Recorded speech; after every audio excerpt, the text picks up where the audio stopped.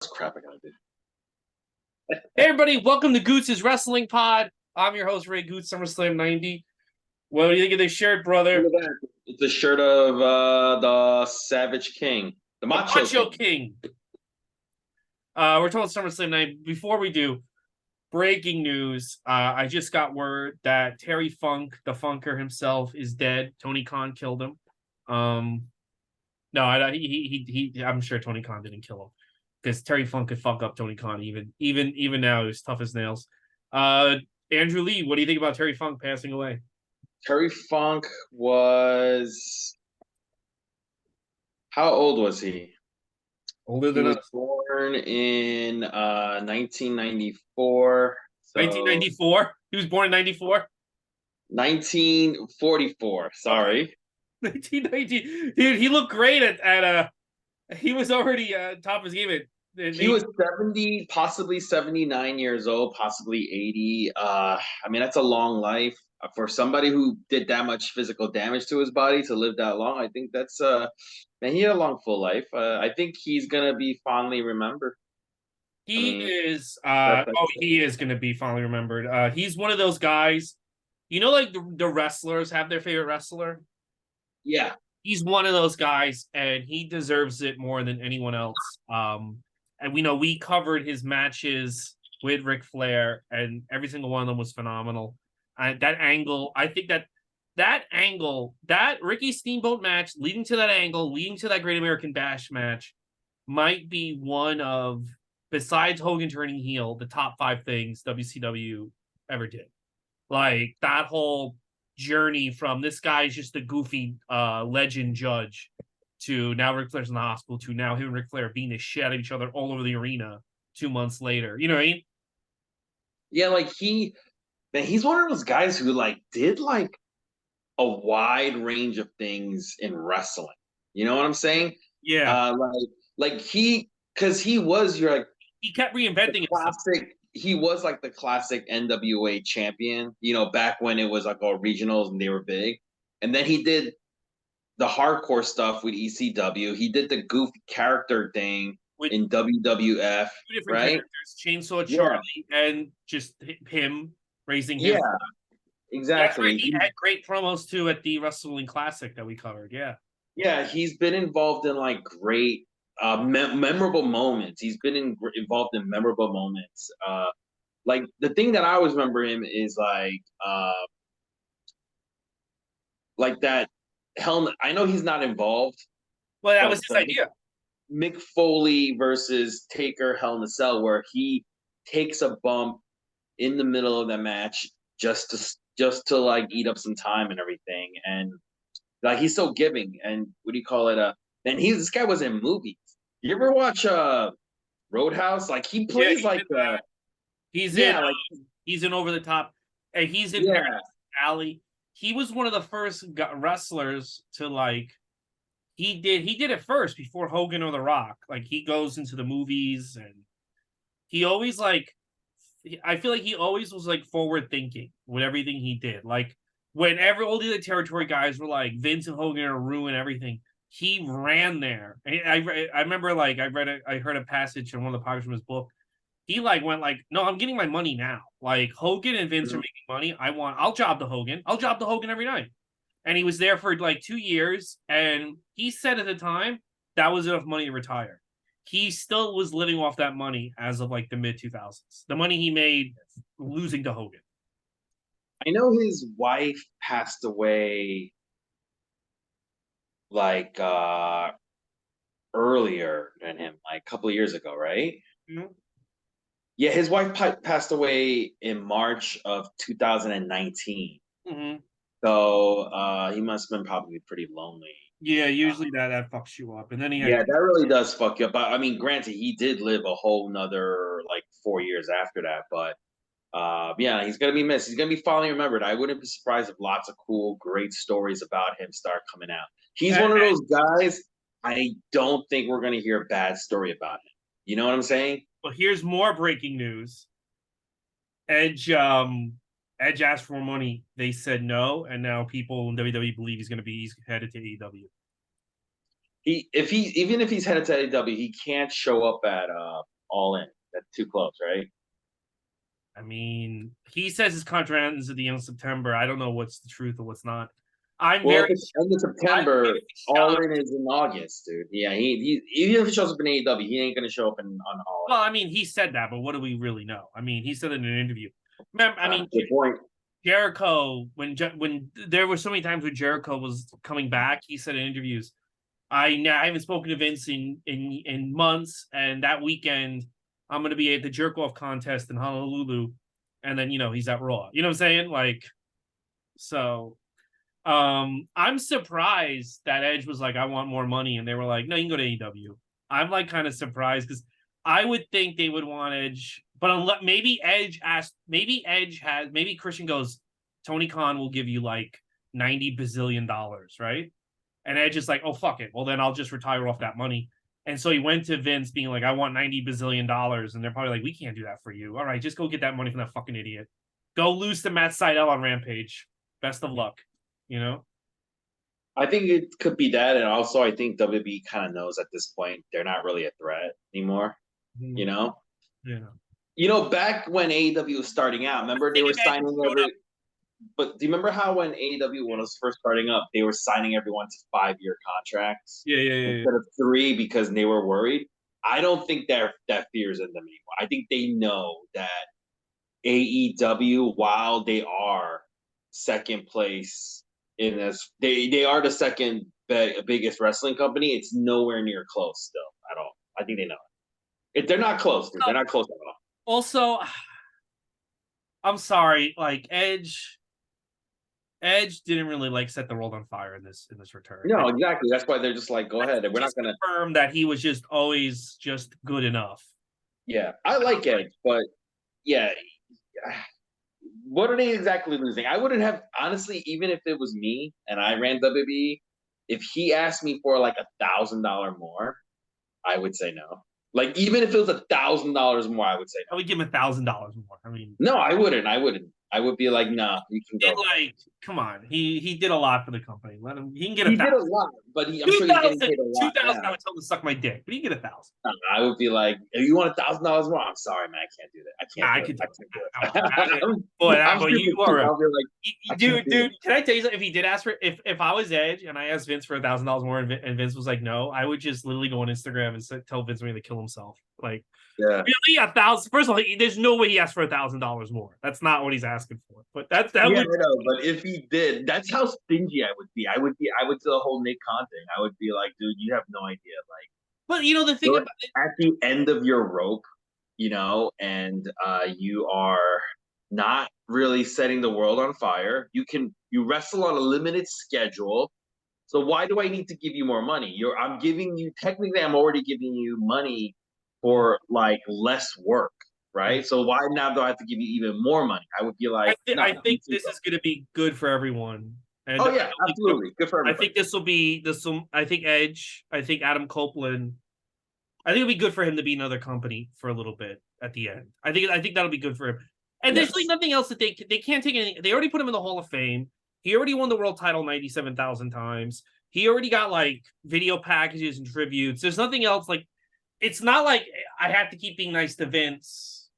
He got everything from WWE. So now why not see if you make a difference in AEW? And Tony Khan. Here's the other thing too. Tony Khan's going to give him whatever the fuck he wants. Can I tell you something? If CM Punk, let me ask you this. So CM Punk and Edge are working Collision, and CM Punk's like, I want Ryan Nemeth out of the building, and Edge is like, I want him in the building. Who do you think Tony Khan's going to listen to? Wait, can you repeat that? So Edge and CM Punk are now like booking Collision, and CM Punk's like, I want Ryan Nemeth out of the building, and Edge is like, I want him in the building. Who do you think Tony Khan's going to listen to? CM Punk. I think he's going to listen to Edge. I think Edge is going to wind up having a lot of sway there. I don't think as much as CM Punk. I think so. We'll see. I think so. We'll see. You already owe me a steak dinner, my friend. Don't welch on it. Well, I mean, if my friends don't start dying or getting sick, I can take you. But anyway, all right. Listen, Terry Funk's dead. Edge's life is ruined. But let's go back to No, time Edge's where life is going to improve. Edge's life is going to improve. He's going to make more money. He's literally going to make more money. But listen, because Tony Khan was like, he's like, Tony Khan, can I get like 5 million a match? Yeah, sure, whatever you want. Oh, AEW. I have a better question about Edge. Do you think he's going to sleep with anybody there? I think, yeah, he's probably like, I got to get a piece of that Anna Jay. You probably heard like Diane Brun's like, you got to come over here to Anna Jay, just let you fuck in front of your wife. Like, Brie was filming it, bro. Honesty. He's not cheating if Beth Phoenix watches. All right? That's true. Not cheating. And Christian's like, so many people there that you don't even know that signed there. Did you know John Morrison's there? Yeah, I know. Yeah, I don't care. Oh, you know? Oh, I also remember Keith Lee left. I hope he did. Keith Lee left? That he's in the process of leaving. There's a rumor. Really? Yeah. I hope he leaves. He needs to leave. So no one, if anyone looks me in the eye and says that Tony Khan did a better job than Vince with Keith Lee, I will fucking punch them in the face. Even as the Bearcat, Keith Lee had a better. Keith Lee's career in AEW has been fucking atrocious. No. Yeah, that's a rumor. Yeah, that's not true. I'm reading. It's a rumor, but I'm saying I hope it's true. I hope there's I hope it becomes true. Dude, by the way, this is in response to last time we did this. There was a rumor that Tommy Rich gave a BJ to that guy Barnett in order to become NWA champion, and actually that there's the better theory, and this is most likely theory is they put the title on him because he was the most popular wrestler in the Georgia scene. Because back then, what they would do is they would put the title on for a short period on the most popular guy to explode the territory. And they said there are other examples of other people them doing that too, and that's why they did it. No, he blew some. Which actually makes sense to me. That makes more sense. Dude, by the way, somebody, I follow those perverted wrestling accounts. The giggity wrestling. So someone did a slow motion close up of the Rock's daughter's ass last night, and it's pretty impressive. I was not a fan until this close up. Oh yeah. She's in shape. I mean, she's got good shape. She just doesn't know how to close her mouth. Yeah, but she's always got her mouth open. Just look at this gif of her butt. She's a mouth breather. Anyway, she smells what the Rock's cooking. So anyway, listen. Before any of this, let's go back to the summer of 1990. It's SummerSlam 90. Overall, I used to love this show. I would watch this show on repeat over and over again, constantly as a kid. I would rent it all the time.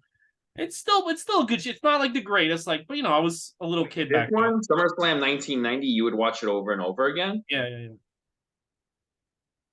What do you think? I guess this is back when they weren't really always on TV, so it makes sense, I guess. Yeah, I didn't. I would rent. It's one of the tapes I'd rent and watch over and over again. What did you think of it?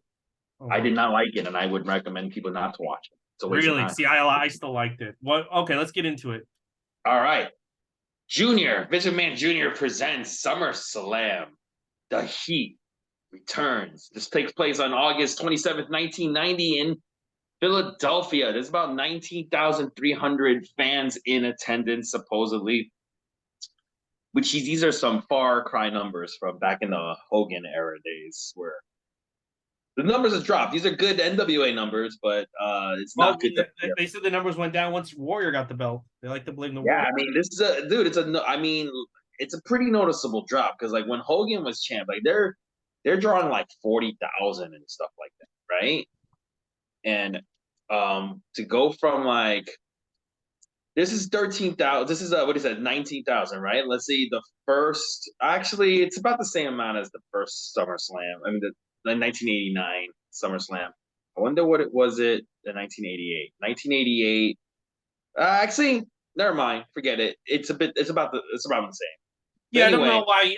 It looked like the same level of people like the '88 SummerSlam. So Yeah. Okay. Yeah. Anyways, Junior, he goes over the card, but he doesn't go over the whole card. He only goes through the two main events. He goes Hogan versus Earthquake and Warrior versus Rude.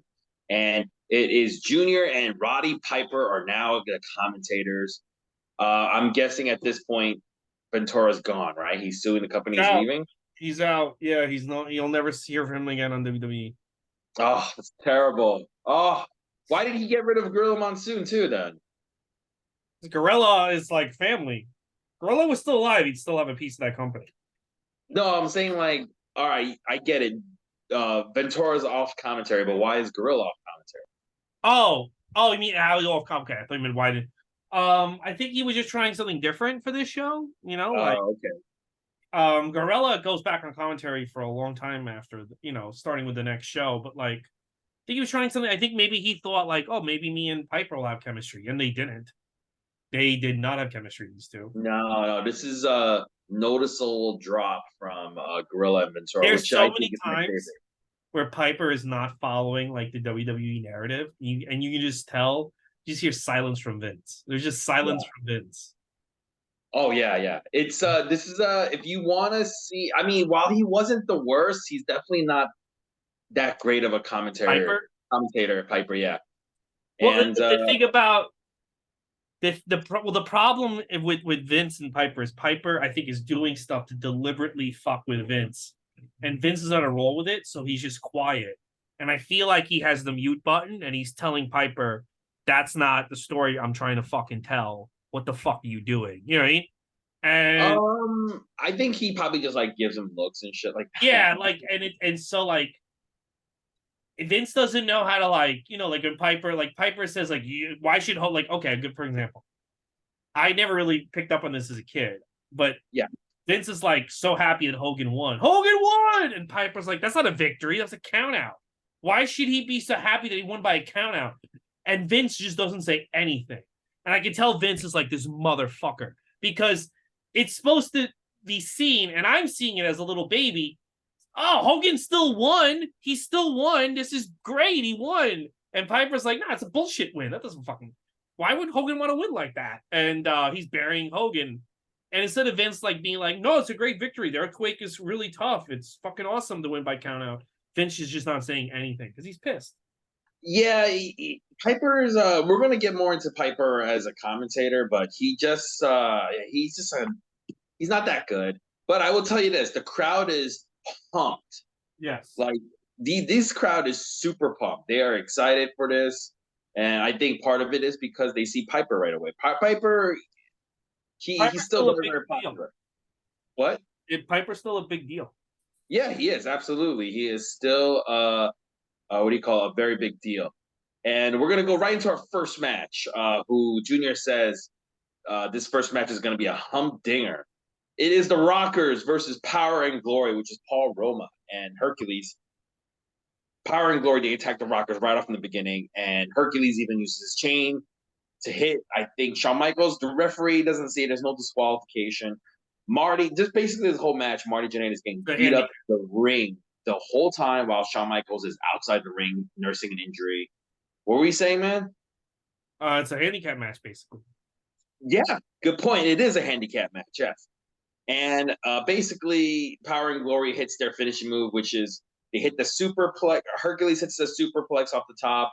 Paul Roma does a splash right afterwards on Marty Jannetty. He puts his foot on Jannetty's chest for the cover like they would do to the jobbers. That's not that big, that dog. Afterwards, the Power and Glory, they keep beating on the Rockers, and even Slick tries to stop them from some reason. He gets pushed away, and then basically Shawn Michaels gets stretchered out. What did you think about this opening match? So, number one, Shawn Michaels was injured going into this, so that's why they had to do that match. Oh, I did not know that. Okay. But number two, I like Power and Glory's tag team. They give up on them like 5 months after this. They turned them into jobbers again, Power and Glory. So I kind of thought it was an impressive way to get them over. I really like their finisher, the superplex with the splash. I thought Hmm. that was like a really innovative finisher, and I like the idea behind Power and Glory because again, it's like the Heart Foundation idea. One guy's a strong guy, one guy's the good worker. Even though Paul Roma's not a good worker, that's a general idea, right? That's a general idea. Yes, of course. So yeah, I liked it. I mean, look. Look at this point. They had to do something to get Hercules to make Hercules a thing. So they're trying here. They're trying really hard, and I liked it. It doesn't pan out long term, but I liked it. It doesn't pan out long term, but I remember when as a kid, I actually did like this tag team, Power and Yeah, Glory. and this is the They way. Like just this is their first big match. People were kind of like Paul Roma's a loser. Hercules is. The people now thought Hercules was a loser. You had to do something. Mhm. So you have him destroy the Rockers, which is the right move. I don't think I would have destroyed the Rockers because their Rockers are really Well, but popular. Shawn Michaels has to go away anyway. So Yeah, so yeah, I get it. That makes sense. I All mean, right, we're gonna. like no, but like the other option is the Bushwhackers, but the Bushwhackers can still tour. So why would you just annihilate the Bushwhackers when the Rockers have to go away anyway? So you know, Yeah. All right, then we got Sean Mooney. He is with Mr. Perfect, and Mr. Bobby Heenan. Person. Mr. Person.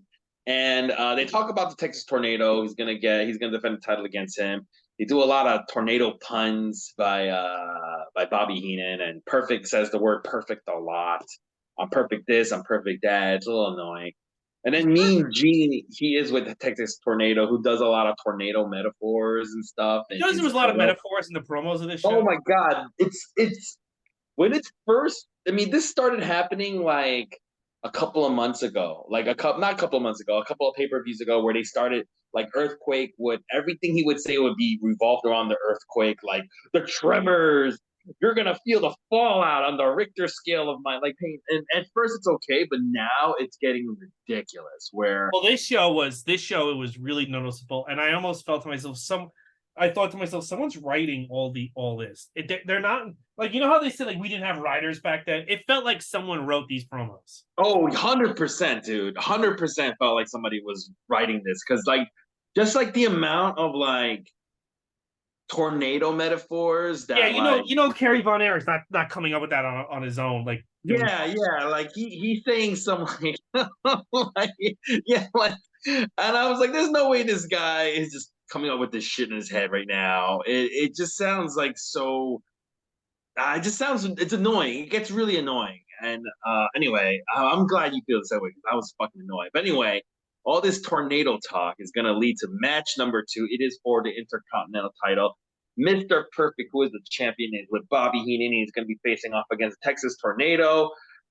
Basically, Kerry Von Erich, the Tornado, he hits the claw and then he hits the Tornado Punch, which is his finishing move at the time, for the win and the title change in a quick 5-minute match. What did you think about this short match, um as a kid, I loved it because I thought they were going to. I always thought Kerry Von Erich. Well, as a kid, I thought Kerry Von Erich was the what if. Was if only could get this guy. You know what I'm saying? Yes. And I do think if they had got him in the early '80s, they could have done something. So I thought, oh, they're going to try. They're going to make him, and then they kind of like bury him like a few months after this. So at the time, I loved it. Looking back, knowing all his issues and what they do with him, would I have done this to Kurt Hennig? No, but I mean, I remember I remember all the kids thinking like, oh, they're gonna like push Kerry on it. They're gonna like try to make him a big deal, and they don't. So again, at the time, I liked it, but looking back, it wasn't that great. No, but I was a Me, big Texas Tornado fan too, growing me up. too. It was already over for him by the time Vince finally got him, it was kind of over. Like his life was already over. The guy was on the road to Yeah, shooting. yeah, he was already at the end of his career. Kind of, he had already hit his peak, and he was past his peak by the time he shows up, which is kind of like a lot of wrestlers, like Junkyard Dog and Harley Race. That Yeah, was their story too, But man, when I used to love, I don't know, I because his like name, this. I like the spinning punch. I still like yeah, the tornado punch. the I always thought idea was is kind of fun. if you watch it now, it's like, yeah, it's kind of a stupid finisher, But Mr. but Perfect sells it really good. yeah, but when I was a kid, I used to think it was like the coolest finisher. I like the little tassels he had. Do you remember Big Swole? Yeah. I mean, that was basically her finisher. She spins around and punches you in the face. Tony You Khan know? doesn't think she's good. What was her finisher called? It was like The Tony Khan thinks I stink. I don't know. I don't know what her finisher was called. Dirty Dancing. That's what it was. Dude, Dirty have you Dancing. noticed like she was never in anything? Tony Khan says she stunk and then her career just ended. Yeah, I think she had Crohn's disease. I mean, she shits a lot. I think. I'm making this up. Oh, she Crohn's shit the disease, ring. I think you shit a lot, and I think that's what's keeping her from She being shit in the the ring. bed every time she had a match. So Yeah, she really should have stayed in AEW because before AEW, I had never heard of Big Swole. And during her time in AEW, I wasn't like well, 100. Tony Khan didn't like her. So Yeah, I mean, I wasn't like too impressed with her. I would have just stayed. I think, I don't know. She wanted out, isn't it? She wanted out. I don't know. Let's move on. Who cares about Big Swole? Yeah. Okay. I guess who cares? Yeah.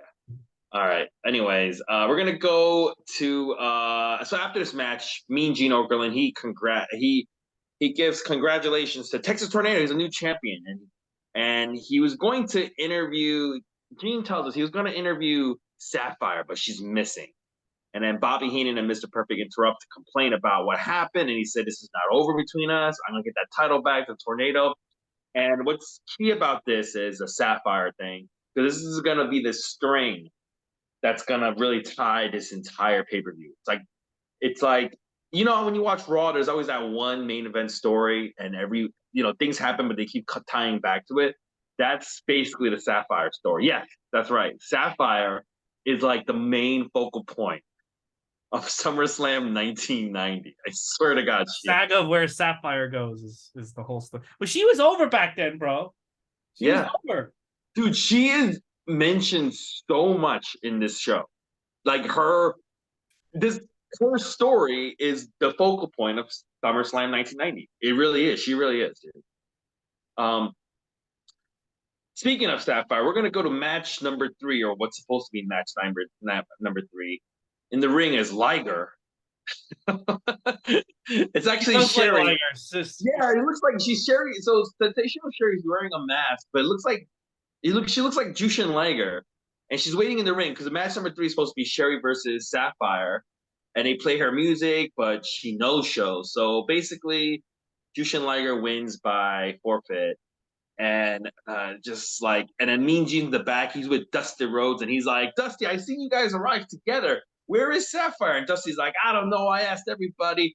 I asked everyone. I asked the people there." And then you see Hacksaw Jim Duggan, and he goes, "Hey, Duggan, Hacksaw, you see Sapphire?" And he's like, "No, I didn't see her." And Gene's we're all looking real hard, and then he just walks back to where are they looking? Yeah, and then Gene goes, "Dusty, I heard the stories about how she's been getting gifts. Sapphire's been getting a whole bunch of gifts. Is this true?" And he's like, "Yeah, she's getting gifts, but that's not really my business." So the saga continues. On the TV show, Sapphire was getting gifts from a secret admirer. Yeah. So they have been building that on the show. You know what WWE doesn't really do anymore? They don't do storylines like this anymore, where they really drag it out, like continuing. They don't do that anymore, which I think it's a shame, because as ridiculous as this is, it's actually it's an interesting story, Yeah, because you're like, who would be giving Sapphire presents? Now she's missing. And you're like, well, what are they doing? What are they cooking up with this? Because as a kid, I know Sapphire can't wrestle.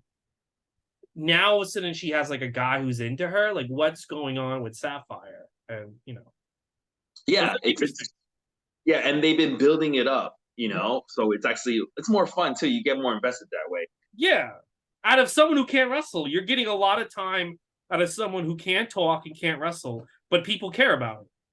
Absolutely. Yeah. All right, we're gonna go to match number 4. It is the Warlord. They have splitting up what were they called again? The Powers of Pain? Powers of Pain, it's over. Yeah. It's Warlord with Slick versus Tito Santana. Now, this whole match, Tito Santana is really trying. He's just really trying. But Warlord's humongous. He looks like a roided up Stone Cold Steve Austin. He does. Yeah, and basically, Royd Stone Cold Steve Austin hits a running power slam, and it's over. And they do a close-up of the Warlord, and Piper, they do a close-up of the Warlord's face after the match, and Piper says, somebody feed him a fish, which I don't know why. That made me laugh so much. I don't I don't get it. I don't get it, but it's just such a stupid line. It made me laugh. What does that even? What do you think of this match? And what the fuck does that mean? Someone feed him a fish. I don't know if someone feeds. Sometimes Piper will say things. This happens on the other pay-per-views.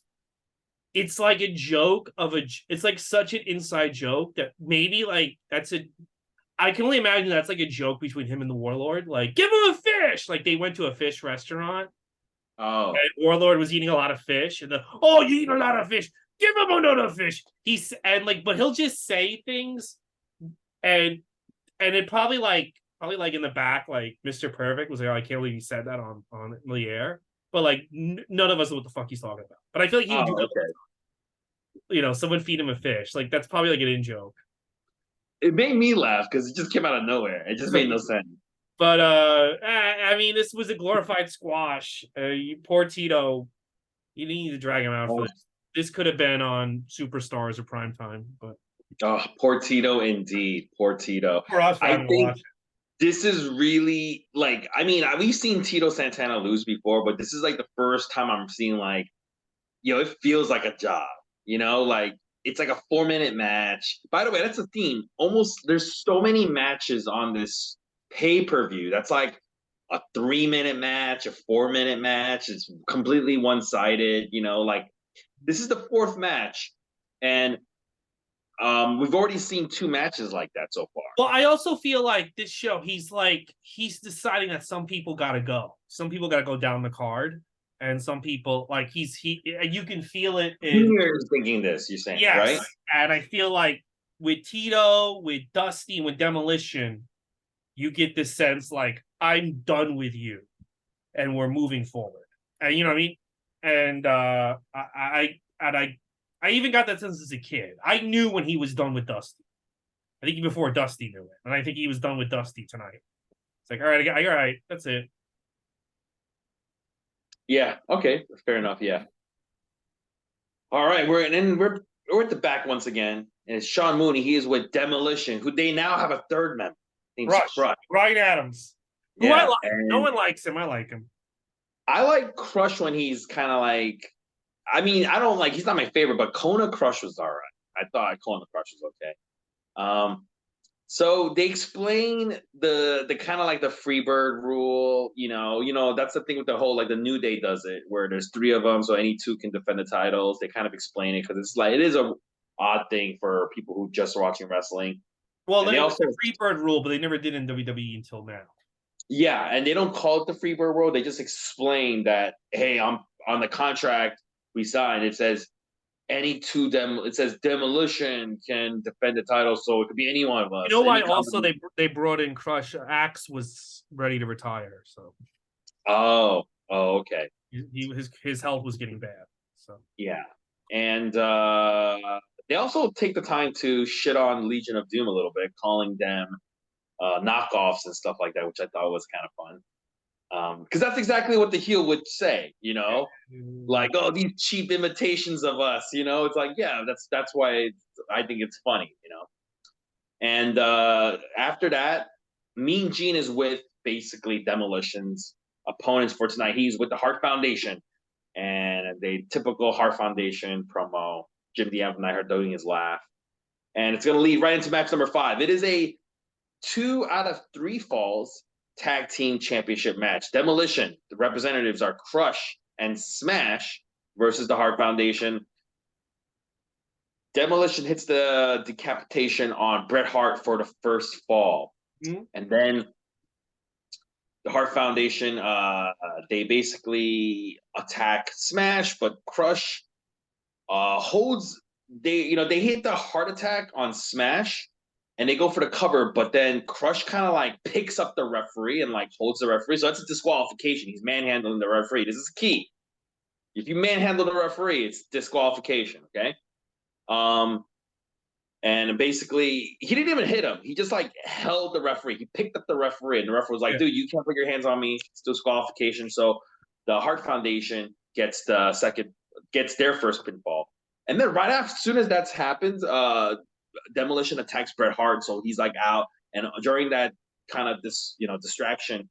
Axe, he comes running and he hides under the ring, and then during the third part of the match, he changes places with Smash, and it's like on commentary, they do try their best to make it say like it's hard to tell the Demolition apart, but it's not. It's very easy to tell them apart. They have different face paint on. They have they're different body sizes. They have different faces, but the referee has to act like he doesn't realize that it's a different person in the ring, even though he's staring right at this fucking guy. Like Earl Hebner has to act like he's fucking dumb, right? Anyway, Legion of Doom comes down. There's some chaos, and then the Heart Foundation, they basically they do that thing where they hit Jim Nan and Ambo Neidhart hits the shoulder, like the launching shoulder block, and they trip up the Demolition to win the tag team titles. What did you think about this match? This is the longest match of the card, by the way. I know, I loved it. I really liked the work. Bret Hart, I thought was fantastic. Jim Neidhart. This is one of the reasons why I consider them one of the probably one of the best tag team, one of the top 5 tag teams, the Hart Foundation. They're such different workers that they complement one another, Yes. And I really kind of like Power and Glory. Kind of like Power and Glory. Like Power and Glory, and what could have been technically a Swerve and Keith Lee, but they fucking ruined that. But yeah, like it's really it was much better than I remember. I always liked this match because I was happy to see the Hart Foundation finally win the titles again. But for some reason, I don't remember it being this good. And again, this is one of these matches where everyone tells you somebody sucks. Crush is in the match, the majority of the match, and it's pretty good. And it's like, well, you have to give Crush some credit for having like the best match on the show. You know what I mean? Yeah, but man, this match I didn't like it because it was just too much buffoonery. I don't like that buffoonery. What do you mean buffoonery? Dude, like they switch places and like everyone has to act like I mean, but besides that, I thought the match was good. Before that, yeah, the physical action in the ring isn't bad. It's just like I can't take this match seriously. You know what they did after this, which I think it worked a lot better. They gave them all GIMP masks, like S&M masks. Yes, and then they were able to do the switcheroo. But I also kind of feel like I took away like a lot of the appeal of Demolition if they're wearing if they all look alike. Like the appeal of Demolition is the cool face paint. But they did that is true. That is actually true. Yeah. But I mean, if they all came out with the masks with like the GIMP, the black GIMP masks, the switcheroo would have worked better. But you're right, because Axe and Crush or Axe and Smash look so different. That's the one thing they look. It was easier for me as a kid to tell. It took me like a few times to tell apart the Legion of Doom, but not Demolition. So you're right about that. That part doesn't age well. But you just have to listen. If you can accept that the referee is just a complete idiot, then the match is fine. You know who wears those kind of masks as a wrestler? Gags the Gimp? Yeah, that's the mask they have. I actually like Gags the Gimp. You know who doesn't like him? And who would openly shit on him in interviews is Nick Aldis. You know that? Oh, really? Why didn't he like him? Because he thinks it sets the business back. He legit doesn't like it. He doesn't I think it's like setting the business back. I'm like, I mean, you're an NWA. I mean, your champion is Tyrus. I mean, well, he's not an NWA anymore. Yeah, Did you see Tyrus said he would beat his kids if they said that they are non-binary? Yeah, I'm sure he said that. I'm sure. Yeah, I don't think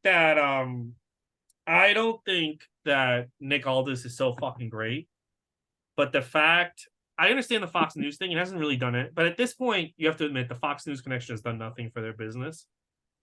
I just think I would never give up Nick Aldis for Tyrus. I never would. But you know what it is though? It's because Corgan is a big Republican, right? I know, but like that Fox News connection has done nothing for the business. Oh, it has done nothing. It's done nothing. But I think it was because I'll give it to him. It was worth a shot. I really do think it was worth a shot. But I agree. At this point, just get the fucking belt off this guy. Tell him to hit. Yes, I agree. I think that boat has now sailed. I think you're right. Absolutely, you got to give him credit for trying, but it's over. It's over. It's over. Well, dude, literally Ziggy Dice could get the belt. It's not going to change anything. Just let's move on. Man, I think Zicky Dice left Impact Wrestling. He did, so put the belt on him. Yeah, Put, I wonder. Demolition Axe is still alive. What they could and Smash. So what they could do is Smash could be in the ring. Tyrus is about to pin him. Then they switch. The referee doesn't know who it is, and an Axe could be. But honestly, can I be real with you? I would rather Axe be the NWA champion than Tyrus in 2023. I think it would be better for the company if Axe from Demolition was champ right now. I'm telling you, right this minute. Kerry Von Erich's his urn should be the champ than Tyrus. It's over. It's over. It is over. Nobody's really watching it. All right, so let's move on from the Hart Foundation 2-time champ. This is their last run after WrestleMania 7. They never team up again, so enjoy it. Yeah. So they do a fun. We get a fun WrestleMania promo package. Basically, Vince McMahon Jr. Oh, this is cut out of the DVDs. Huh? The WrestleMania promo is cut out of my DVDs. Cut. This promo is cut out of the DVD. Yeah. Oh, that's too bad because it's a fun. I wonder if they did it because I don't know. Is that a phone number? Is that why? Maybe that's it. Yeah, but it's a fun little advertisement. You know, they say Junior is basically going like, however you can get there, get there. Oh, I've seen that. Yeah. Yeah, and he goes like, hey, and they show you different superstars riding different vehicles. Like you see like Ted DiBiase riding a Rolls Royce. You see the Bushwhackers on a roller coaster, and it ends with Dusty Rhodes on a garbage truck. I think that's kind of fun, you know? Oh, that is fun, yeah. Yeah. I do remember that promo, yes. Mean Gene, he's talking to Legion of Doom, and basically Legion of Doom, they want Demolition, and the Hearts come in, interrupt them, and Heart Foundation's like, we'll take on anybody as the champions. And Mean Gene asks him, hey, what about the Legion of Doom? How do they fit into all this? And everybody just kind of ignores that possible matchup, right? The Legion of Doom don't really say anything about it. Back then they didn't do face versus face, so they had to they just like Mean Gene kind of floats that idea, and everyone just ignores them basically. Yeah. Well, I'm sure if they had, because Vince probably had no plans to promote that match. I'm sure if Animal had been like, yeah, I'd love that match, Vince would probably fucking scream at him. I think I would have loved that match too. I would have loved that match, but he didn't want to do face versus face back then. Did those guys ever? Did they ever have that matchup? No, I wish they did. Wow, they never do Legion of Doom versus Heart Foundation. That's too bad. That would have been a really good match, I think. Yeah, I agree. All right, Sean Mooney, he is at the Demolition store because they are losers, right? They lost, and you can hear them arguing. Oh, you know what? They do kind of do the match. Canadian Stampede. It's Steve Austin, Ken Shamrock, Goldust, and Legion of Doom versus the Heart Foundation. So they do kind of have that. Oh, match. Yeah. And that is one of the best matches in WWE history, everyone says. Yeah. I guess you're right. Yeah. Well, that was a great match. They do kind of have that match. So anyway, that's on a Raw, though, right? No, that's on a pay-per-view, Canadian Stampede. We're going to cover it. Well, we're going to cover it. Oh, okay, that's going to be interesting. All right, so Sean Mooney's with Demolition, and you can hear them arguing, and they're arguing about Legion of Doom. They're basically setting up that these two teams are going to clash. Yeah, and I'm glad they didn't beat around the bush about getting those two teams to meet up. That was the right move. Oh, of course, yeah, and I like that they're building it up like this because if you're bringing in Legion of Doom from WCW, this really should be the first setup feud. This 100% is, you know. So Mean Gene, he is with Sensational Sherry, who's in silver cat makeup, and Sherry starts cutting a really good promo about taking a forfeit victory, and she makes a great point. She goes, you know, like I scared her so bad she didn't even want to step in the ring with me, and you know she's all happy about that, and she starts addressing the rumors she's heard about Sapphire, and she goes, Sensational Sherry goes, if the rumors are true, Sapphire is the smartest in WWF right now. Mm-hmm. And but she still ends it by saying she doesn't think Sapphire is a person. So I love that because even though she's kind of complimenting Sapphire, she still goes like she's still gotten really no love for Sapphire. I think I watched this promo thinking like, man, they really should show this promo in like wrestling school, you know, about cutting promos about like keeping continuity while moving things forward. Like, I don't know. I thought it was a good promo by her. Yeah, I thought it was great. It was good, and yeah, no, she's the best. She is. The fact, it really fucking annoys me that WWE should give her the treatment they give Fabulous Moolah. Yes. They should be like, everything started with her. They don't like Sunny anymore. I get it. Sunny murdered people. They don't like Sable. Just give all the credit to her. Be like, everything started with Sherry. She's the best. Everyone should aspire to be like Sherry. And I don't know why they don't do that. Yeah, it's like they have a grudge against her or something. But I honestly think she should be treated like a real legend. Yes. You know? She should be like, she was like, they should have the women come out and say she was the first and we all want to be like her. Yeah. Yeah, and about like how any role you could put her in, she would knock it out of the park. Yeah. She played one of those 50 girls, the 19 era's 50s girls. She's a wrestler. She's a manager of ballet. She's so Maybe good at it would be everything. different if she was still alive. Never know. But they didn't even do it when she was alive, Well, they did put her in the Hall of Fame and then she died right after that. So Yeah, I guess. I wonder if like her going to WCW ever like well, no, you know what I think did her? You know what I think like kind of fucked her?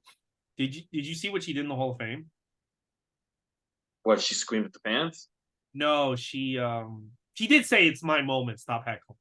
But she also goes like, Eric Bischoff really screwed me. And if he was here right now, I give him a piece of my mind. And then they all start chanting, he was in the audience.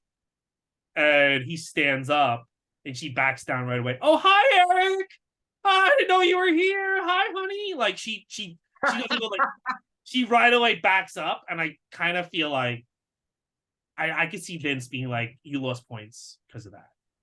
Like, I think Vince wanted her to be like, you fucked me, you piece of shit. But instead, she like backed up right away. Oh, I gotta rewatch that Hall of Fame. I thought it was really funny. If he was here, I give him a piece of my mind. And I think of like Roddy Piper, a bunch of guys. Oh, he's here. He's right here. He's right there. Yeah. It's too bad. But yeah, Sherry's great. Yeah. That is a funny moment. That is a funny moment. I'm gonna have to rewatch that Hall of Fame speech by her now. Mm-hmm. So Mean Gene Okerlund, he welcomes us to the second half of SummerSlam, and he runs through the rest of the card. And then he goes, our next match coming up is gonna be Bad News Brown versus Jacob Snake Roberts. And to counter that Snake, he's got a sewer rat, and they show you a sewer rat. It's a fucking possum, dude. It's like a fake possum. It's a possum. And they show you the snake in the shower. And it's sort of like really quick cuts of the animals. And it's really funny how they just show you really quick cuts of the animal. It's so stupid. And like the snake in the shower, yeah. Yeah, Mean Gene Okerlund, he's with Big Boss Man, who's going to be the special guest referee of this match. And I felt like Boss Man was on coke because he was all jittery and just like all over the place with this fucking promo. Mm-hmm. And he lost a lot of weight. So I was like, I think this guy's on something. He did. Sean Mooney, he is with Jim Duggan and Nikolai Volkov, who is now a good guy. We didn't get up to the match yet? Okay. No. There's still more promos. Yeah, there's so many promos in the second half of the show. So much. And basically what ends up happening is I actually forgot that this tag team existed. I do remember this tag team, and I forgot they were together for a bit. And they cut a promo on the Orient Express saying, they go, the Orient Express, we're like the American Express. You don't leave home without it, which was the catchphrase in the commercials. And I do not know what that means for a wrestling. Like, what does that have to do with wrestling? You don't leave home without it. I don't know. Yeah, that makes no sense. I was like, I'm thinking like they think it's clever because this is why commercials. This is why Vince got them writers. He was like, what the fuck? Yeah, it just makes no sense. Yeah. So Mean Gene, he is with Earthquake, and they show you clips of him squashing Hulk Hogan on the Brother Love show. They show you Earthquake squashing Tugboat, and then they make threats to Hogan and Boss Man. And then they go back to Sean Mooney, and Sean Mooney, he is with Jake Roberts, and he asks him, yo, are you scared of possums? And Jake Roberts like, no, I'm not scared of possums. And he starts trying to cut a promo, and he's being real serious. But the only problem is Damian Snake is trying to Snake's kill him. fucking tail is all over his face. Like literally, you see like a tail going up his face. And no matter how many times he tries to move it, the snake's tail just all over his face. We're gonna go to our match number 6. It's Bad News Brown versus Jake Roberts. The Harlem Sewer Rat that Bad News Brown has is in a cage, and it's covered. It's at ringside, and Boss Man is special guest referee. Right away in the beginning, Bad News Brown uses a chair on Jake Roberts, and Boss Man, who is the referee, does nothing about it. He's blatantly, he sees it happening, does nothing about it. And then Bad News uses the chair again, and then finally Boss Man's like, all right, that's a disqualification. Match is over.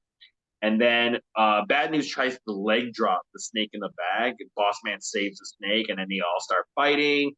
And Jake Robert pulls the snake out, so Bad News runs away. But what did you think about this? I hated this match. Yeah. I never liked this match as a kid, and somehow it got even worse. Now it was so fast, such a waste of time. You build up that he's got a Harlem Sewer Rat. You got to do something. I mean, even if it's a guy with a Muppet, you got to do something. Like, they don't even do anything. I dislike this match. A waste of Jake the Snake. A waste of Big Boss Man. And that's it. After this, Bad News Brown goes away. You never see him again. So, yeah, this was, I couldn't believe this was on a pay-per-view. This was waste of time. Complete waste of time. Mean Gene Okerlund, he's with Demolition, and they say that LOD will regret everything. They're going to regret walking in Demolition's shadow. So they're really playing up. Yeah, good. That these two tag teams are going to have a problem. And then comes also another fun part of the show. We got Brother Love in the ring, and he's with Drill Sergeant Slaughter, who says America sucks. It's not what it used to be. And I have a Great American Award, and he gives to Brother Love. And then he declares war on Nikolai Volkov.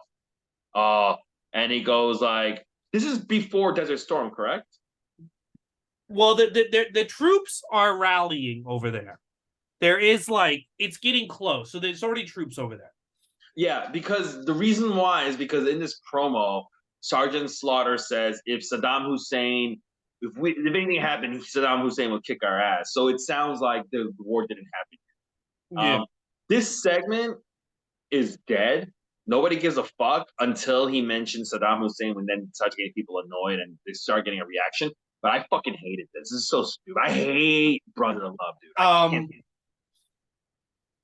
I really can't believe, looking back, because Sergeant Slaughter, you got to remember, 5 years before this, he was making serious money with the G.I. Joes. Yeah, I really can't believe that he came back and they got him to say this type of shit. People now are so crazy now that if you went on TV and said we deserve to get our asses kicked by Putin or something, I mean, they might get kicked off TV. You know what I'm saying? Something like that. I could see TNT can't, let's say AEW, they had MJF walk out. Let's say Iraq is gonna bomb us or something. It's we deserve to be bombed by Iraq. I don't think you see that show. I don't think AEW's back next week. So looking back, it was a big risk they went down this road. I didn't care as a kid, but looking back, I'm like, I don't know. I kind of feel like you forever tainted Sergeant Slaughter doing this, you know? I used to think that he offered him almost like a lifetime office job. He had to. Yeah. Because you're basically pissing away. See, the Hogan thing, Hogan made it cool when Hogan turned heel, but Slaughter is literally pissing away his entire character. Oh, of course, yeah. In a really because also you're also suggesting that U.S. soldiers should be killed. Yeah, and his whole gimmick is he's American, he's an American drill sergeant, and by doing this, it's I'm trying to think why that's the whole thing is this. He's clearly agreed to do this, right? Mm-hmm. So it needs to be what could you offer somebody to do something like this, right? And I'm thinking it had to be an office job too. Hey, I know your career's winding down. you get to work and stay in this business and work for me, and I'll let you work for me for like decades. You won't get fired. But he did it. He did it. He like he. I don't. Did he have an office job?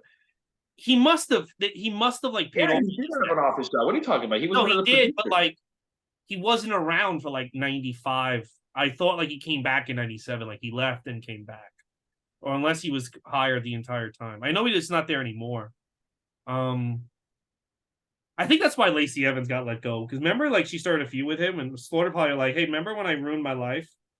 Um, you have Yeah, to fire dude. her. By the way, she didn't start that feud. He started it. I know, but like I feel like when Minding her own. She's minding her own damn business, and Sergeant Slaughter was like, "I don't like that, Lacey Evans. I'm the one who steals valor around here, not you. It's me. but You you know that, know, right? like He's not. I don't think he. There's. you know what they claim that Tugboat was supposed to be the guy who turns on America. I think that the only way they got Slaughter to say this stuff, because even here at SummerSlam, was they told Slaughter he was going to have a main event, and he must have had it. He must have had that in a contract. I'm going to be in one of the main events. Maybe not the main event, but they definitely had him in a main event. It's the only way I could see him agreeing to this. Because Yeah. like, if you say all this stuff and then you're in the opening match fighting Kerry Von Erich, you kind of just pissed away your entire life for nothing. But Yeah. if you're gonna get the belt and you get the main event WrestleMania, you know, Yeah. I mean, it's crazy. I think it's crazy that he agreed to this shit. It is oh crazy. yeah, and it gets crazier. Oh, it gets worse. Yeah, and It then gets worse. I remember Although as a kid, they had to do this whole thing where he had to try to redeem himself and apologize to America, and I was like, he never no, recovers. never recovers, never recovers. Never recovers. Even Yeah, now when never they trot him out, I don't buy it. I don't feel it. It was just a complete betrayal of like that. Like I can't like. There's been times where the character's been insulting when he walks out. It's like, no, this doesn't. He said that the troops should die, bro. Like on some at SummerSlam, like it was over at that point. Like, come on. Yeah. All right, let's keep going. Sean Mooney, he is with Mr. Fuji and the Orient Express, and I thought it was kind of a funny promo by Mr. Fuji. He goes, "Duggan, you got one cross eye, but we're gonna give you two cross." I like that. And then Mean Gene interrupts the what do you call it, that promo, because he's trying to give a he finally found Sapphire, who runs into a room and slams the door and doesn't let Gene get in. By the way, this is gonna lead to match number 7. It is the Orient Express, uh, Sato and Tanaka, with Mr. Fuji versus Jim Duggan and Nikolai Volkov. And before this match begins, the good guys say, "We're gonna give respect to Kate Smith, and we're gonna by singing this off-key version of her God Bless America." It sounds pretty bad. And Piper at the end says, "Sounds like dinner was late at the dog pound," which I actually think that's pretty funny too. Um, and then afterwards, Jim Duggan says, like, "God bless everybody in the Middle East." And this match is kind of like a match. And Jim Duggan hits his 3-point stance clothesline on Pat Tanaka for a quick victory. What did you watch? You don't watch Dark Side of the Ring, but Pat Tanaka, did you know he's like really good friends with Marty Jannetty? Yeah, I know that. Yeah, no, I've always. Oh, you knew that because he is in the Marty Jannetty episode, Mhm. and he's talking about partying with Marty Jannetty. I did not know that about them, but People really. Eric Bischoff also said Pat Tanaka's like an amazing guy. People love. Apparently not. They yeah, don't love like, enough to keep him have him have a job, but they do love him. dude, I'll be honest, Joe, I have to look him up. He does work longer than he should, in my opinion, because when I look at him in this match, there's nothing about him. He's small. Mhm. He's like 5'10", which is small for wrestling. And he doesn't have a good physique, and he's not incredible in the ring at all.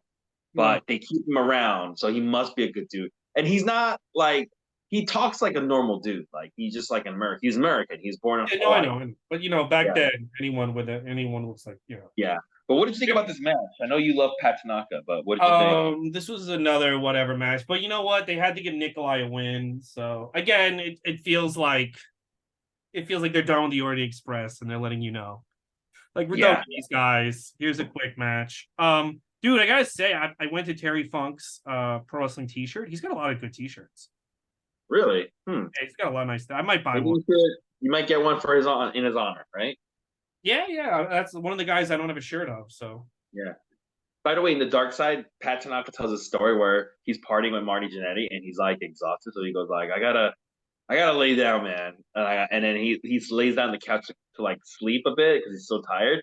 And then like he wakes up because he hears gunshots and it's Marty Jannetty shooting a gun in the ring in the room, and he's like, "That's what you get for falling asleep on me. Get up!" Like, and he's like blames him for like, and he was like, the guy was yelling at me saying it was my fault for sleeping. That's why he shot the gun, and I was like, what the fuck? you know what Marty Jannetty reminds me of? He reminds me of a guy who like went to a party in like 1988 and then he just never left. He's still Yeah, dude. You know how much I hate Shawn Michaels, right? yeah. That episode of Dark Side is what's making me change my mind about Shawn Michaels. Because what I will say this about Shawn Michaels, he really, really tried his best with Marty Jannetty. Yeah. You know? And I like, agree. Bruce Pritchard said there's a reality where Marty Jannetty is a better worker than Shawn Michaels. Like he could arguably, and he said the same about Christian with Edge, but he can't get his shit together. So what can you do? yeah. I mean, not Christian, but yeah, Marty Jannetty can't get his shit together. I'm saying, but like I agree. Like sometimes you watch Marty Jannetty eat, and like this guy's this good, and he's a fucking train wreck. What if he got his life together? I think he could have been. I think they could have been like The Rock and Austin feuding forever if he got his fucking shit together. He just will never get his shit together. In that episode of Dark Side, they talk about the multiple times he was brought back. And the reason why he was brought back so often was because Junior is actually a fan of his. Dude, I remember in 2005, the build to the Kurt Angle Shawn Michaels match. He had a match with Kurt Angle. If you go back and watch it, it's on the network. I saw that on SmackDown. No, it was on Raw, I believe. Well, he has two No. matches. No. It was on SmackDown. The Raw was the Rockers match. Yes, and that match is also fantastic. It's also good against La Resistance. They're better, and I'm like, these two should have they should do one more, and they rehire him. People and like he fucks it up again. But like they bring that up in the episode, and that chance was actually given to him by Shawn Michaels. Yeah. Right. And by the way, he doesn't hate Shawn Michaels anymore. He actually said he really tried his best, so he loves Shawn Michaels. But even in that instance, because he got fired, that was the last time he gets fired. That's 100% his fault. Yeah. You know? And it's like, dude, Shawn Michaels, not only does Shawn Michaels bring it, if you rewatch that match, they come out to the Rockers music. They're doing all the rocker spots. I mean, it is a full fucking reunion. And that again, like, remember when he was feuding with Vince and Shane? Yeah. I could see, because that's only a few months after that, I could see like a tag match, the Rockers versus Vince and Shane at WrestleMania, and that being like one of the best. They could even do the thing where like Marty turns on Shawn and he's like, dude, they paid me off. I got to take this, you know? And you could do a few. He got himself a job because of those two nights performances. Yeah, dude. What about because let's say like you do an angle where Christian and Edge reunite, edging, or even like the Hardys versus the Rockers, Edge and Christian. It would have been massive, and this fucking guy keeps. And then like every time he had a great performance with Shawn, it would have elevated him. He would have been like the Eddie Kingston. Like this guy who gave up on is now like a star. Yeah. They talk about it in that episode. The guy, I forgot, there's another wrestler who's his friend, and he says that lady Marty was with, when he first met her, I said, Marty, don't like associate with her. She's gonna be trouble. And he completely ignored it. And then she ended up costing him a job, you know? Yeah. So sure. yeah. I blame you more than her. All right, let's keep moving on. We're almost there. We got to wrap this up. Oh yeah. Okay. So Mean Gene and Dusty, they're trying to get to Sapphire, but they can't. They can't get to her. And Dusty's like, I'm sick and tired of waiting by the store. I got to go to my match. And he goes to the ring. And Sean Mooney, he is with Randy Savage. And Randy Savage is like, "Oh, it sounds like the rumors I've been hearing about are kind of true, man." And he talks about all these America, fucking Yeah, a lot of Philadelphia. because they're in Philly. Yeah, Yeah, they keep. because I guess like the only I thing, feel like we're gonna get that again for WrestleMania. whenever you're in Philly, like the only thing you could do is talk about like The all Liberty like the Bell. Renaissance, like of the revolution, all that shit. It's so fucking annoying. The Liberty Bell, all that garbage. So annoying. I Is that feel what like really? I feel like they're gonna do that again at WrestleMania because you notice the Oh, logo 100%, Liberty dude. Bell. Yeah, they're gonna put the Liberty Bell in the logo. Isn't the Liberty Bell already in the logo? Yeah. Ah. Anyway, By the way, it's gonna Philly, go. that city. Oh God. They don't want to talk about all the everybody that's on fentanyl. They should do that. They should be like, Roman, just like fentanyl has gripped this thing, I'm I'm gonna gonna grip. grip you. All right. So the next match we get, what's the We get match number 8: Dusty Rhodes versus Randy Savage. Before this match begins, Ted DiBiase and Virgil show up. Mhm. And they get on the mic and he goes, "I want to show you who I just bought," and it's Sapphire. She comes out, she's all glammed up. She got a fucking fur coat on, she's got jewelry on, she's got a bag, and it's a bag full of money. And he's talking about how DiBiase's like, "I bought her. That's right, man. I bought her. I bought her a fucking world trip, vacation, everything." And this distracts Dusty enough for Savage to start beating on him. And this match is basically like Sherry, because Sapphire is not there, Sherry can distract the referee as much as she wants and allows Randy Savage to hit Dusty Rhodes with a loaded purse for a very quick victory. What did you think about this hot mess? I really hated this match when I was a kid because I thought Dusty got no offense. And I got really annoyed because I'm like, you've been building Dusty as like a legit, like, as your number 3 baby face. And now you're just treating him like a fucking idiot. And then rewatching, I'm like, oh, he did get some offense. He But, got a little bit of offense, yes. and I understand they're pivoting to the $1 Million Man, but I think people really wanted to see like a match between these two. Even as a kid, I did. So I don't like this match at all. I think Savage and Dusty deserve to have a big, long match. And instead, it's all shenanigans and bullshit. And I think it was booked. This whole thing was booked to make Dusty look like a fucking idiot. Or booked to push this Sapphire story. Well, but I'm saying the Sapphire thing, because there's no payoff to that. She just vanishes, right? And then he leaves. But I think he gave Dusty a push. He gave these things to Dusty, got him over. And Vince is like, okay, you passed all my tests. You're as good as you think you are. I don't give a fuck. Now I'm going to humiliate you for the NWA. And this is the start of it. Like, where he gets no offense. Savage just destroys him. It's made very clear that Dusty was never in Savage's league. You know what I'm saying? In this match. And I think this is where it was like, now I get my revenge on you for what you did. Yeah, that's possible. And it's unfortunate because like even as a kid, I thought that. Yeah, in this, you watch this, it's like, yeah, it really feels like he is just a pawn, and the main story of this is really about Sapphire. It's just it's like he's not important in the story. And Sapphire vanishes eventually. They just stop mentioning her. Yeah, it's really upsetting. Yeah. By the way, so at the end of this, Sean Mooney, he's right by DiBiase's limo. He's trying to get an interview, and all the bad guys, they just quickly run to the limousine and they drive away before Dusty could actually go get them. And there's no Sean Mooney's like, well, we didn't get any answers, but we did get an answer. Dude, everybody likes money. She got paid off. That's money. That's the yeah, they're questioning, why did she do it? Why did she? I'm like, what do you mean? Why did she do it? It's a dumb question.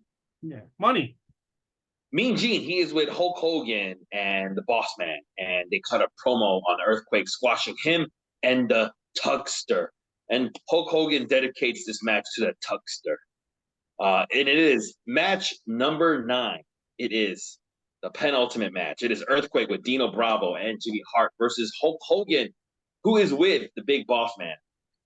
This match, Big Boss Man, there is early on, he physically attacks Earthquake. There is no disqualification. Boss Man and Dino Bravo both jump into the ring. They are in the ring. They're getting involved. There's no disqualification. Hulk Hogan is in a bear hug, and he grabs the referee and he rips the referee's shirt. There is no disqualification. Remember back when Demolition just like held the referee and it was a DQ loss for them? but not here. He ripped a referee's shirt, and you see Earl Hebner's nipple for the rest of this match. There's no disqualification. Earthquake, actually hits his Earthquake splash on Hulk Hogan, and the ref just stares at him and doesn't count anything, and then Earthquake just has to get up, and it's just like a very awkward moment because you could tell like the ref's like, "This is not the finish, man," and Earthquake's like, "Oh, I got to get up. You're not going to count the finish." Then he hits a second Earthquake splash, and then Hogan kicks out of that, and then he starts hulking up. He hits a leg drop on Earthquake, but Dino Bravo distracts the referee. There's a whole thing where everybody's involved in the ring and the match, including Jimmy Hart, and Hogan slams Earthquake on the outside to an outside table. The table does not break. He just falls over, and Hogan gets a count out victory. Then Earthquake comes back into the ring, and he starts beating on Hogan. But then Boss Man starts hitting everybody with chair shots like crazy. And then he pulls out his nightstick, and everybody just walks away because of the nightstick. And you see the welts on Earthquake's back from the fucking chair shot. Those are impressive welts. He looked legit pissed off that he got hit that hard with the fucking chair. It wasn't even a chair. It was like a step-up ladder. Yeah, it wasn't a regular chair, Yeah. And the table didn't break.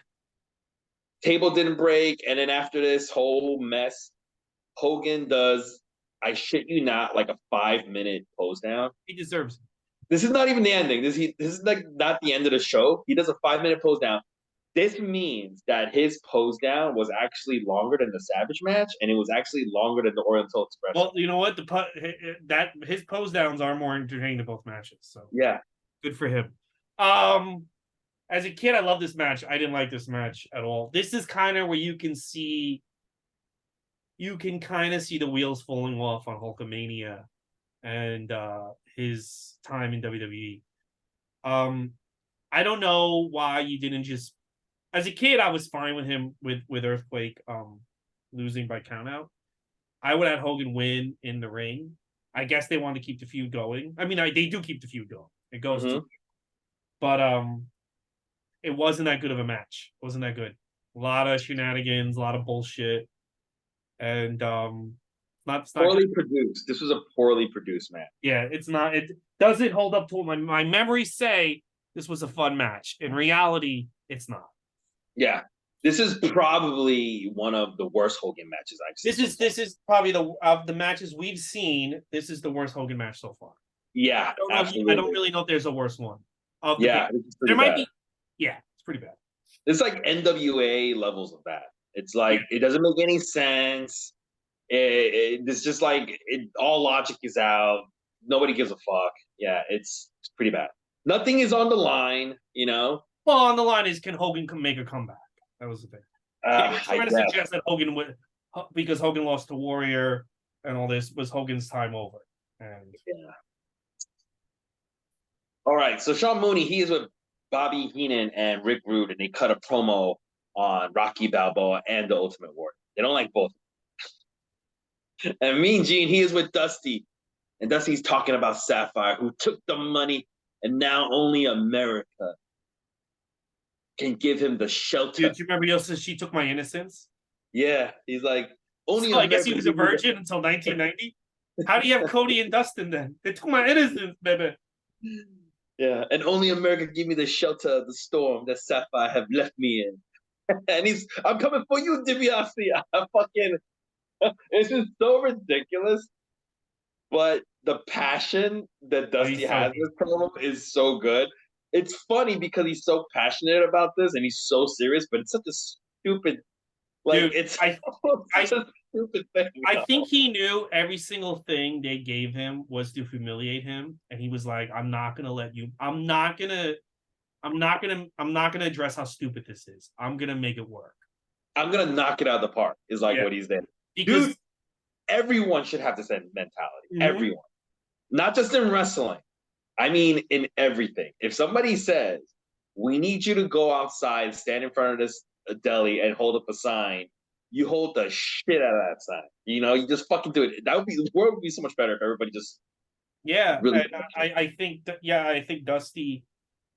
Dusty was like, "I'm not gonna let you fuck with me," and I think they gave Goldust to Dustin to fuck with Dusty more, and that's why they had. And I think And Cody said that. Cody said they ordered WrestleMania 12, being like, how are they gonna? I remember this. It was a Talk Jericho. How are they gonna humiliate my son? They're gonna humiliate my son. And then when the show was over, Dusty was smiling, and he goes like, he didn't let them humiliate. Like he got a war over, even though he lost and was made to look like an idiot. WrestleMania 12, Goldust. So I think a lot of things. That's why I think right now Dusty would be like. I think Dusty would be so happy seeing what's happened with Cody, AEW. I mean, just this weekend alone, you got to give it to Cody. What's happening this weekend? Can't give it to you. Can say Tony. No, I give it to Cody. That we have this all in and it broke the records. Dusty would be so happy because like you didn't let them beat you down. Absolutely, and you've done more than I ever did. Yeah. So. Lord Alfred Hayes, he's ringside, and you see behind him they're setting up that giant blue cage, that old school cage they have. And it takes forever to set up. It looks heavy as hell too. I'm so glad they start bringing it down. Makes so much more sense. I am so glad they got rid of this cage. I'm being honest. You could do more with the chain link fence. But what's really cool about this, though, I will say, is that Alfred Hayes does go into detail about the details of this cage, which I thought was cool. Like how much it weighs, how how tall it is. That was pretty interesting. And while they're setting it up, we get Mean Gene Okerlund. He is with Hulk Hogan, who cuts a promo on Earthquake. And Hogan even calls him that big fat dude. And he goes, this big fat dude, I'm going to take him all over America. That was so funny. And then he goes, now there's actually 4 demandments. Right? I didn't know that's what he called them. Demandments. Demandments. Yeah, he does call them demandments. Yes. And he goes, "It's train, say your prayers, eat your vitamins, and add the new one. Believe in yourself." Wasn't I believe myself the entire time? Was there like? Don't you have to believe in yourself to like wrestle? Like. And then, just like some of Hogan's promos, it's going well, and then he takes like a weird left turn, and he goes, I got myself a brand new gun, right? And I'm gonna go get a surfboard, and I think he's gonna shoot some sharks in the water, is what he's saying. And I'm like, what? And then he warns, that's what he says. Like, he's like, oh, just shoot a shark, and he's gonna shoot a shark. I'm like, what the fuck is he talking about? And then he warns Earthquake and Jack Tunney as well. I'm not sure why he was trying to warn Jack Tunney. Well, he also says, I'm looking to be the #1 contender, which leads me to think, see, it's so weird because, like, I think the reason they booked that big venue is they want to do Hogan Warrior 2. They thought it was going to be a huge draw. And he basically says, if you're watching the show in 1990, you're like, when he says, I want to be #1 contender, you're like, oh shit, like, they're going to do Hogan Warrior 2, right? But then I also think to myself, Slaughter had to have been promised something to say, like, I want the troops to lose. And I don't know, it's weird. It's weird. Like, I wonder if they knew where they were going, or if they'd already given up on Warrior at this point. Yeah, I feel like definitely their plans got derailed somehow, 100%. Would you have done what? I would have done Hogan. I would have done Hogan Warrior. Even if Warrior was failing as a champion, I still would have done Hogan Warrior. Yeah, and I would have had Hogan win. Mm-hmm. You know, so Vince Jr. and Piper, they're talking about Hogan's promo. They're like, yo, Hogan wants another shot, but he also wants a shot at Earthquake again. And then they talk about the championship match, and Piper picks Rick Rude to win. Sean Mooney is with Earthquake, and he's pissed off, and they show you the welts on his back, and he's like, I'm not finished with Hogan or the Boss Man. And one thing I would say about Earthquake's promos, I hate the fact that he has to like rock side to side. Yeah, like why would he do that after he's in all this pain? Why wouldn't he just stand there? I know that's probably what he was always they ordered. Yeah, like you gotta get it, like your Earthquake, so you always gotta be like shaking. So when you're talking, you always gotta be rocking side to side. It's so annoying. Oh. I mean, when he's not hurt, it's fine. But when he just like had this big match, why would he keep doing that? Why wouldn't he? Yeah, it just looked so bad. It looks so bad. Oh, it's so annoying. Mean Gene, he is with the Ultimate Warrior, who is the WWF champion. And WWF champion says to him, first thing he says is, do you know what the Liberty Bell and Rick Rude and Bobby Heenan have in common?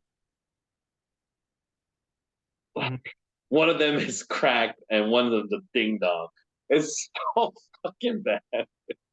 This Dude, this the was funniest not thing is one of Warriors. This was not as good promo. This was not a good promo. dude, I like the part. I like the beginning where he starts laughing and Gene laughs with him and he snarls at Gene. I thought that was kind of like just ridiculous. This was not like the standard Warrior promo that I No. like, where his back's to the camera and he's just like turns around whenever he wants to turn around, and turns back around whenever he wants to, and he talks about his weird shit. This one's like he's just telling bad jokes and shit. Like I didn't like this at all. This was bad. Yeah. Anyway, we're gonna go to our final match: Steel Cage WBF Championship match. Rick Rude versus the Ultimate Warrior. They actually start at the top of the cage. That's how they begin, just like Foley and Taker. And Rude is bleeding because he gets hit on the cage. Rick Rude hits the Rude Awakening. But instead of going for the cover, which you could do to win, he decides to climb to the top of the cage. And he hits like a flying hammer fist. And then he goes up to the top again. And even Bobby Heenan's like, just go through the door. What are you doing? Just go through the door. Go through the door, cover him. But like a fool, Rick Rude goes up to the top. And then he jumps down and he gets hit in the fucking gut by Warrior. And then Warrior tries to leap through the door. Bobby Heenan slams the door on Warrior's head, and then Rick Rude tries to crawl to the door, and the Warrior like pulls his tights and they do a full moon. Rick Rude gives like a full moon to the audience. Then Bobby Heenan gets pulled into the ring. He gets hit and he takes a bump outside the ring, and Warrior starts building up his power. It's basically his version of hulking up. And Piper, who is on commentary, keeps going, what does that mean? What does this powering up mean? And you can hear Junior being like, he's powering up, okay? Like he's just dropping, he's powering up. And Piper keeps going like, I don't get it. What does that mean? What does that mean? And ultimately, Warrior climbs up over the top and he goes up and over the ring, the cage for basically an anticlimactic finish because Rick Rude is nowhere near stopping Warrior, and Warrior wins, and that's it. It's pretty weak finish. And Weak that's paper. it for Rick Rude in WWE. That's it. Really? Okay. Never see him again. He comes back as Shawn bodyguard for a moment, but then that's it. And then he's dead. Then he never really returns. Yeah, it was a pretty. I used to like this match more as a kid. These two main events I thought were way better as a kid. Rewatching them now, I'm like, and then I'm like, the best match was Demolition Art Foundation. So this was a bad show. Yeah, it had a lot of. It had. You know what though? The promos were good. Were they? All Yeah. those puns, those tornado puns, all those earthquake puns, and getting a gun and shooting sharks. I would say do not watch this pay-per-view. I don't think there's really anything you need to watch on this at all. At all. Well, if you like old school, if you like Kerry Von Erich, give it a watch because it's probably the best moment of his life. All right, that's the SummerSlam 90 review. So here's what we got for the next 4 weeks. Next week, Halloween Havoc 1990 with Sid Vicious versus Sting. The week after that, Survivor Series 90 with the debut of The Undertaker. Then it's Starrcade 90 where Sting takes on the Black Scorpion. And then finally, it's Royal Rumble 91. We're already in 1991. Sergeant Slaughter takes on the Ultimate Warrior. What are you looking forward to? So Halloween Havoc 1990 is what we're gonna be watching next, right? Yes. I do. While I am very interested in watching the Undertaker's debut in WWF, I just looked it up and it's Halloween Havoc is just 2 hours, so I am excited about that. Yeah, they showed there's an edited version on the network. They chopped it up. So really, why? I don't know. I remember Tony Schiavone didn't know why. He's like, this was longer. I don't know why they have this version of. I wonder if something controversial happened. No, nothing controversial happened. I just think whatever master tape I have a theory. My theory is they lost the master tape, WCW itself. So all they had was this edited version. Oh, I thought it was like, Kevin Sullivan painted himself half black, and we have to edit out all. No, because it was 2 hours long, even 10 years ago. So it's always been 2 hours long. Okay. All right, so that's it for this week. If you like the podcast, please follow us, subscribe. Follow me, Ray Goots, on Twitter and Instagram, Ray Goots Comedy on TikTok. And yeah, and we will see you next week for Halloween Havoc. Thank you so much, Andrew Lee. Bye, everybody.